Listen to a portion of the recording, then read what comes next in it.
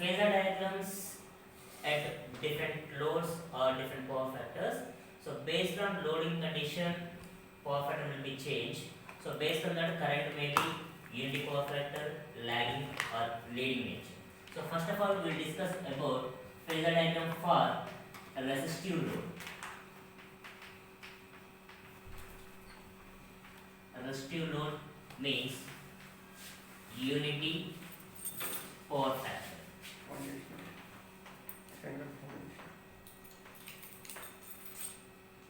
So according to resistance properties, voltage and current will be in phase. So voltage and current in phase means phase angle difference between the voltage and current is zero.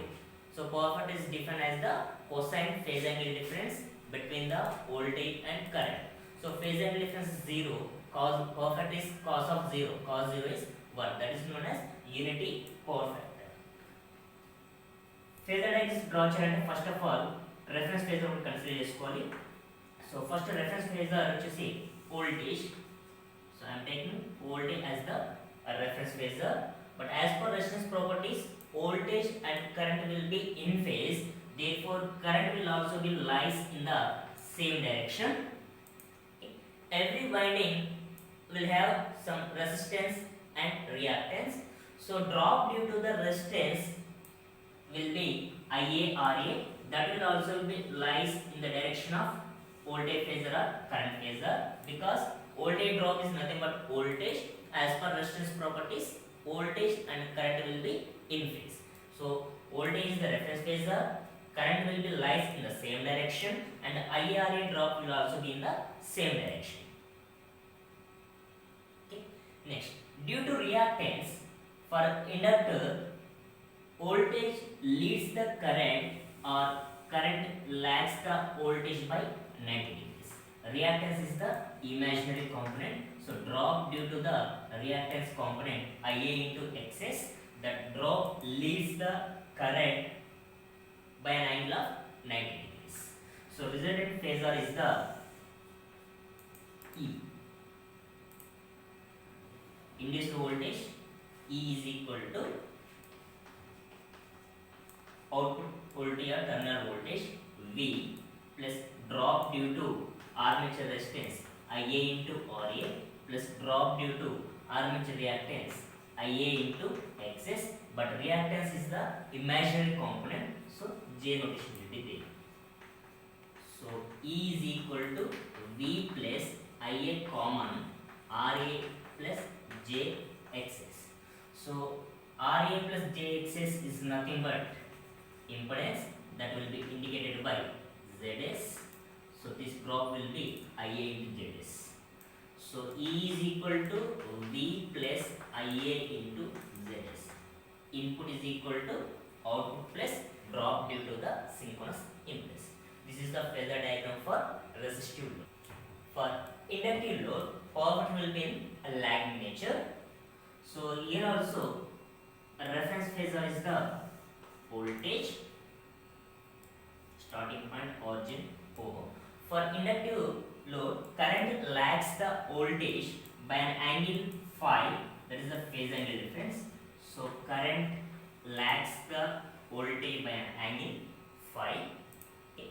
Next, drop due to the armature winding resistance will be parallel to the armature current or in the same direction to the Ia.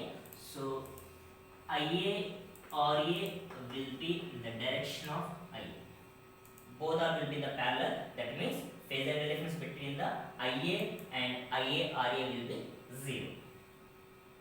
Next, drop due to the inductance or inductive reactance JIaXs, that leads the current by an angle 90. Next, resultant phasor is the E. So this can be indicated by synchronous impedance. So drop over T Ia into Zs. Phi is the phase angle difference between the voltage and current.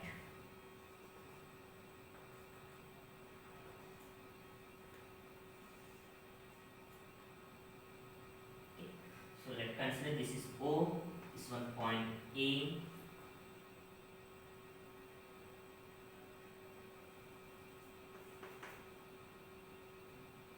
C, D, this one point F, this is point G.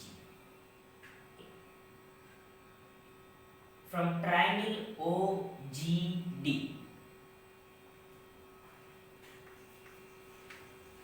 from triangle OGD,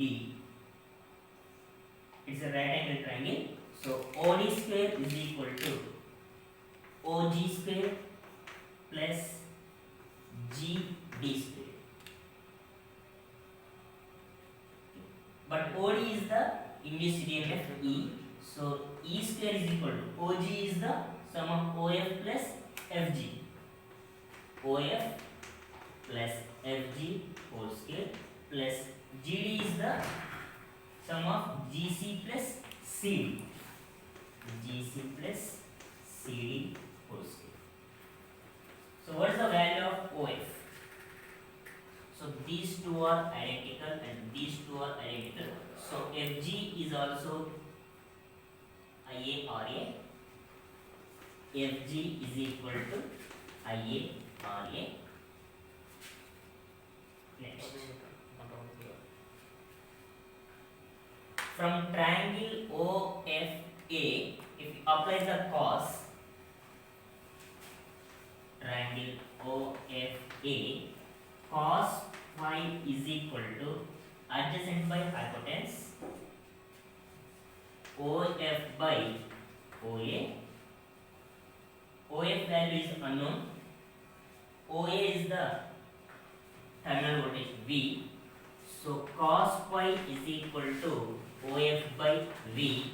From this, OF is equal to V cos phi. Okay. For the same triangle, if you apply sine function,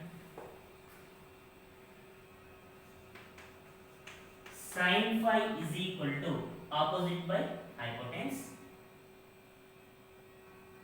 Opposite value is AF. AF by OA. So AF and GC are identical. So these two will be same amplitude.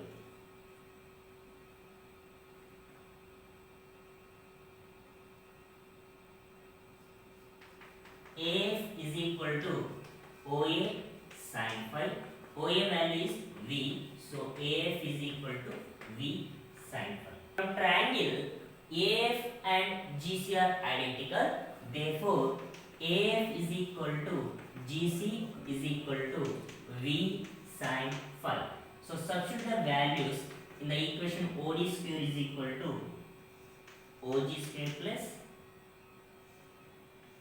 GD square. So OG is the sum of OF plus FG whole square plus GD is the sum of GC plus CD whole square. OF is the V cos phi plus FG. FG is the IA RA whole square plus GC is nothing but AF, that is V sin phi. V sin phi plus CD is IA into XS. IA into XS whole square. This is the value for OD square, but OD square is equal to E square. So E square is equal to V cos phi plus IA into RA whole square plus V sin phi plus IA into XS whole square. So from this, induced EMF E is equal under root of V cos phi plus IA into RA whole square plus V sin phi plus IA into XS whole square. This is the resultant phasor E for inductive load. For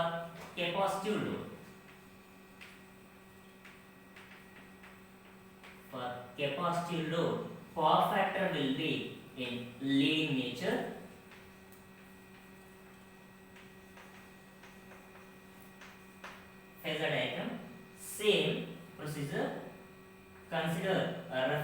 phasor is the voltage. Next, for capacitive load, current leads the voltage. So current leads the voltage. Next, drop due to armature resistance will be in the direction of IA. So IA, RA parallel to the IA, both are moving in parallel. That means phase angle difference between the IA and IRA will be 0. Next, drop due to reactance leads the drop IARA by an angle 90 degrees. This is the right angle triangle. IA into XS. Next, E is the resultant phasor. So input E is equal to output V plus drop due to armature resistance and synchronous reactance. This is the relation